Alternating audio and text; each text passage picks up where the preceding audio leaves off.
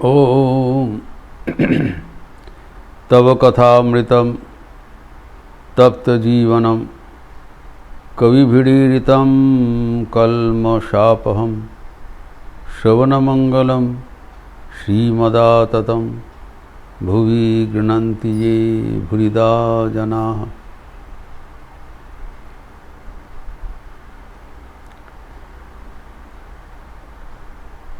नंद बसुका भवन में ठाकुर के साथ उनके एक मनोरम कथोपकथन चल रहा है, जो कि हमारे आध्यात्मिक जीवन के लिए बहुत ही प्रासंगिक है, महत्वपूर्ण है। Very important inputs for our spiritual life.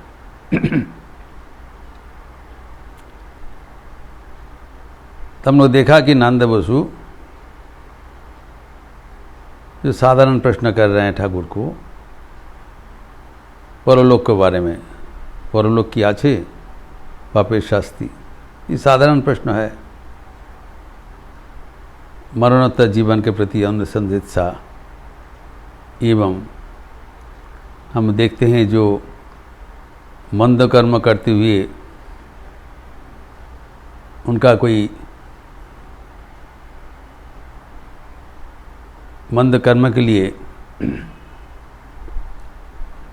शास्ति नहीं मिलता है, उसका क्या समाधान है, ये सब प्रश्न हमारे मन में है। यही किया था, लेकिन ठाकुर ने क्या उनको बता दिया, ये सब अवान्तर प्रश्न है। ये सब से तुम्हारा क्या मतलब है? तुम आम खाने के लिए आए हो, आम खाते चलो,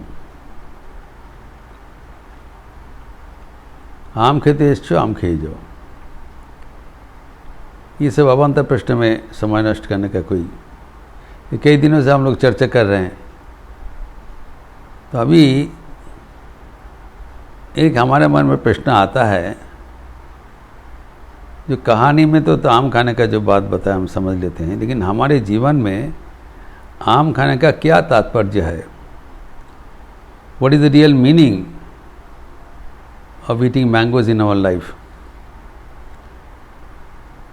ठाकुर उनके वचनामृत में, कथामृत में सूत्र आकार से सब कुछ बोल दिया।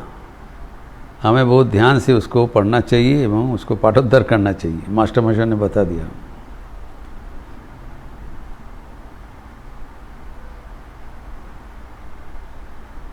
तो ठाकुर कहते हैं उनके नंद बसु के प्रति, आम प्रयोजन, जो प्रयोजन है और जो निष्प्रयोजन है समझना पड़ेगा। हम जो व्यक्ति आम खाने के लिए बगीचा में आए हैं, उसके लिए सिर्फ आम का ही ज़रूरत है। अवान्तर विषय, irrelevant topics to be avoided। अन्नो वाचो विमुंचत, जो भगवत प्रसंग नहीं है उसको परिहार करना चाहिए, क्योंकि उससे हम लक्ष्यच्युत हो जाते हैं। We must lead a goal oriented life. तब यहाँ पर ठाकुर खुद ही इसका समाधान कर रहे हैं कि आम प्रयोजन, आम मतलब क्या बोलते हैं, ताते भुक्ति, इतना ही बता दिया। आम मतलब ताते भुक्ति, भगवान के प्रति भक्ति ज्ञापन करना ही आम खाने का जैसा है। भक्ति किसको कहलाता है? भज धातुक 3 करने से भक्ति होता है। तद भगवान को भजन करना, भगवान को नाम लेना, ईश्वर के नाम लेना, एवं हम जो कुछ कर्म कर रहे हैं वो ईश्वर के ही कर्म है, एवं कर्म करने के बाद उनके चरणों में इसको समर्पण कर देना चाहिए। समर्पण बुद्धि से कर्म करना है। It's not my work, it is his work. और जितना हो सके उनके अनुस्मरण करना, नाम गुणगान चिंतन प्रार्थना आदि, ये है भक्ति अर्जन का मार्ग। इसी को आम खाने के लिए कहा है। श्री मां शारदा देवी, उनके कैरेक्टरिस्टिक अति सहज, सावलील एवं गंभीर जो उपदेश में बताया, एक स्त्री भक्त को कहा, जो कि सबके लिए प्रযোज्य है, কত সৌভাগ্য মা এই দুর্লভ মানব জীবন পেয়েছো। You are very fortunate that you have been endowed with this human birth. कहा जाता है दुर्लभम त्रयमेव देवानुग्रह हेतुकम मनुष्यत्वम मुमुक्षुत्वम महापुरुष संश्रय। मनुष्य जीवन एक दुर्लभ है, तीन चीज बहुत दुर्लभ है जगत में। एक मनुष्य शरीर और महापुरुष के आश्रय लाभ।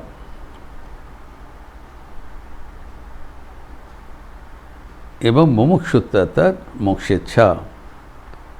मनुष्य शरीर मोक्षेच्छा एवं महापुरुष के संश्रय, महापुरुष के आश्रय, सत्संग।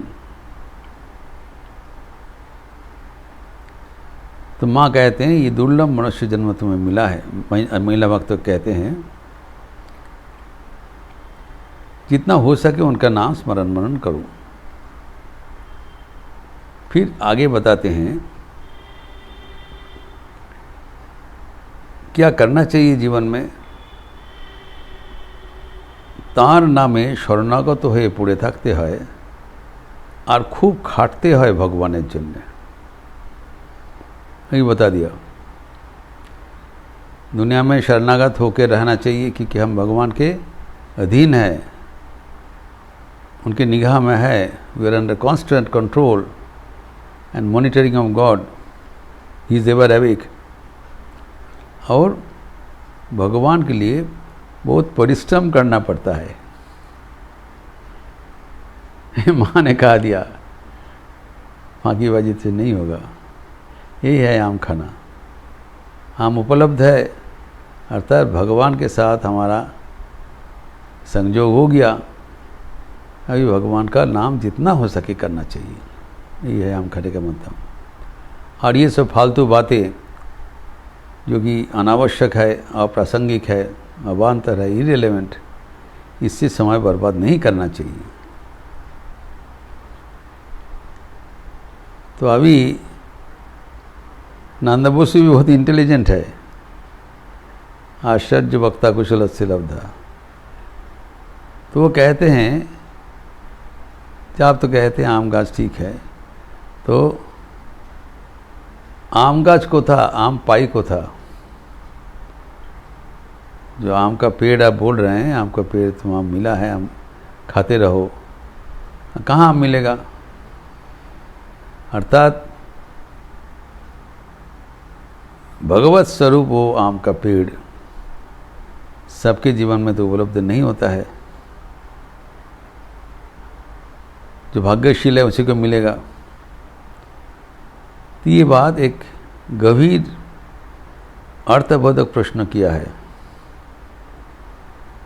यहाँ हम देखते हैं सबके जीवन में ईश्वर के सान्निध्य लाभ तो सहज तो नहीं है। बहुत ही भाग्यशील व्यक्ति भगवत स्वरूप गुरु के संग में आ सकते हैं। सबके जीवन में तो ये संभव नहीं होता है। वो इसीलिए कह रहे हैं कि वो आम का पेड़ कहाँ मिलेगा? हम पाई को था। ठाकुर इसके उत्तर तो एक महत्वपूर्ण उत्तर दे रहे हैं। ये सब संलाप इसीलिए हमारे जीवन में अतीव गुरुत्वपूर्ण है। इसको हल्का मन से ना लिया जाए। Very very serious and important matter Thakur बोल रहे हैं। बहुत ध्यान से हमें इसको अनुधान करना चाहिए। तो ये कहा कि आम गाछ को तय पाई, गाछ पेड़ पेड़ का क्या मतलब, पहले तो आम का मतलब बता दिया, तांते भुक्ति। गाछ, ठाकुर कहते हैं तिनी अनादि अनंत ब्रह्म, तिनी तो आछेनी, तिनी नित्य। कितना बता दिया। आप बोल रहे हो जो पेड़ की स्वरूप पेड़ कहाँ मिलेगा, तो वो चारों ओर विराजमान है, वो अनादि है, विदाउट बिगिनिंग, अनंत है, विदाउट एनी लिमिट, और वो ब्रह्म है। And he is always there, नित्य, इटर्नल है, शाश्वत है, चिरंतन है। भगवद गीता में जिसे कहा गया है कि ब्रह्म का जो कल्पना किया है पंचदश अध्याय में, ऊर्ध्वमूलम अधशाकम अश्वत्थम प्राहुरविद, जो एक ऊर्ध्वमूल विशाल वटवृक्ष के साथ भगवान का स्वरूप तुलना किया है।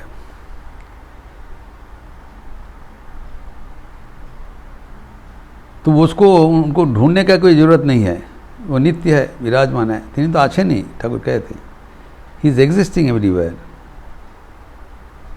कोई कल्पना का चीज़ नहीं है। सिर्फ हमें उनको दर्शन करने के लिए आँख खोल के देखना चाहिए। एक तो पंथा स्वामी विवेकानंद ने कहा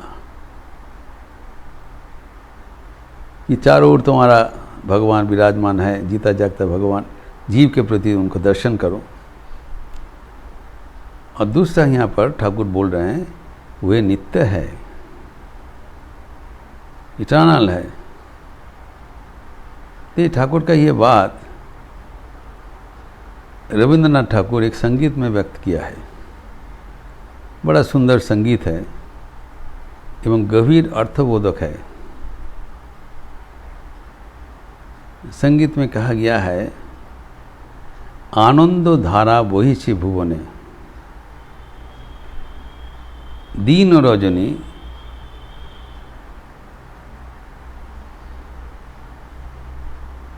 तो आनंद का जो धारा चारों ओर बह रहा है, दीन रजनी को तो अमृत रसो उथली जाए अनंत गगने। जी आप जो हमारा जो आनंद का धारा है, भगवान आनंदपूर्ण है, आनंदमय है। और कवि कह रहे हैं ये आनंद का धारा चारों ओर बहमान है, दिन रात निरंतर, विदाउट ब्रेक। ये अमृत का रस अनंत आकाश के प्रति धावमान है। तो इसका उदाहरण क्या दे रहे हैं, पानो करे रवि शशि अंजलि भरिया, सदा दीप्त रहे अक्षय ज्योति। नित्य पूर्ण धरा जीवने किरणे, आनंद धारा बहिछि भुवने। ये जो अमृत रस, ये जो आनंद धारा, ये ज्योति, ये ऊर्जा, ये अंजलि भरकर चंद्रमा, सूर्य, तारका आदि पान कर रहे हैं मानो, एवं इसलिए उन लोग सदा दीप्त रहे। दिन की ज्योति अक्षय है, सूर्य का ज्योति स्तिमित नहीं हो जा रहा है, क्योंकि वो नित्य ईश्वर है, उनके साथ युक्त है, सदा दीप्त रहे, भरपूर है ज्योति में। और ये जो धरा है, ये जगत है, ये नित्य है, पूर्ण है। कैसे पूर्ण है? जीवन किरण है, full of life, full of brightness, full of effulgence. वो जो बोल रहे हैं पेड़ कहाँ है, पेड़ चारों शक्ति, भगवान का शक्ति चारों विराजमान है। तब हमें क्यों नहीं दिखाई पड़ रहा है? कारण हम स्वार्थमग्न होकर आंख बंद करके बैठे हैं। इसलिए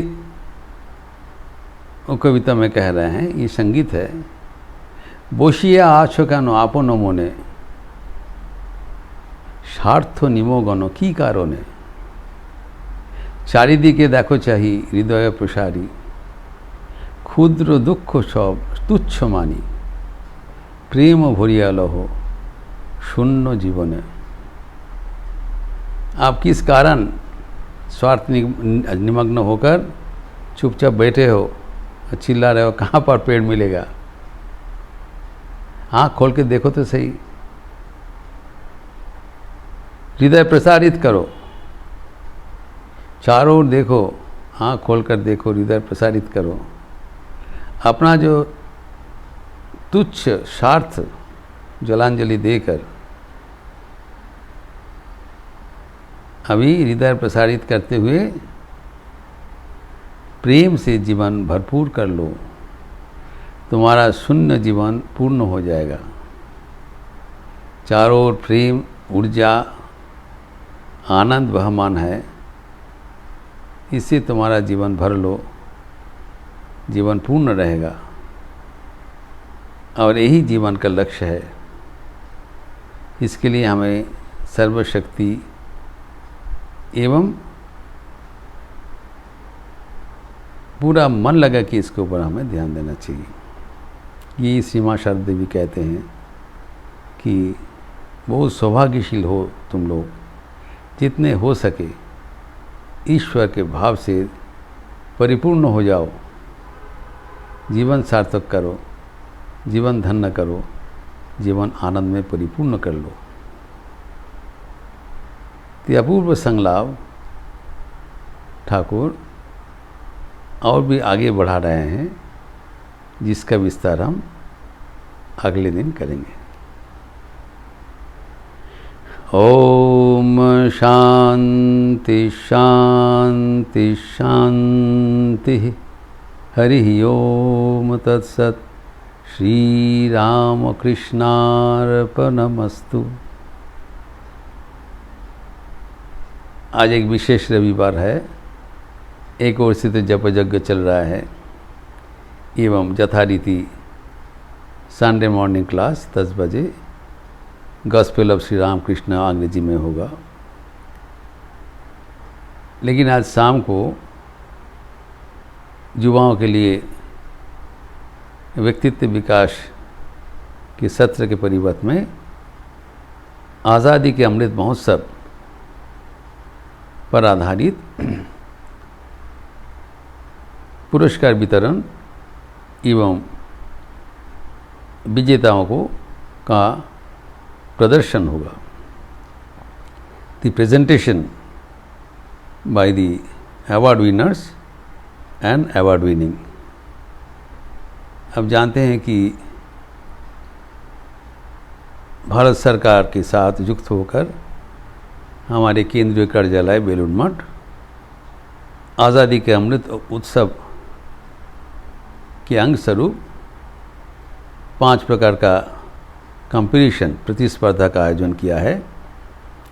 इसे competition, poem competition, painting competition, फिर इलोक्यूशन कंपटीशन एवं योगासन कंपटीशन, 5 विभाग में विभिन्न स्कूल कॉलेज में होगा। एवं उसमें जो टॉप 5 इन ईच इवेंट को पुरस्कार वितरण होगा। वो आज का शाम को अनुष्ठान है और उसमें से जो सर्वोच्च है फर्स्ट 3 उनको अभी आज शाम को उनका प्रदर्शन है, डेमोन्स्ट्रेशन है। 4:30 से 6:30 में आप लोग सब स्वागत है। यूट्यूब में दिखाई भी पड़ेगा और यथारीति संध्या रीति के उपरांत सामूहिक भजन। आप लोग अच्छे रहिए, स्वस्थ रहिए, आनंद में रहिए। नमस्कार।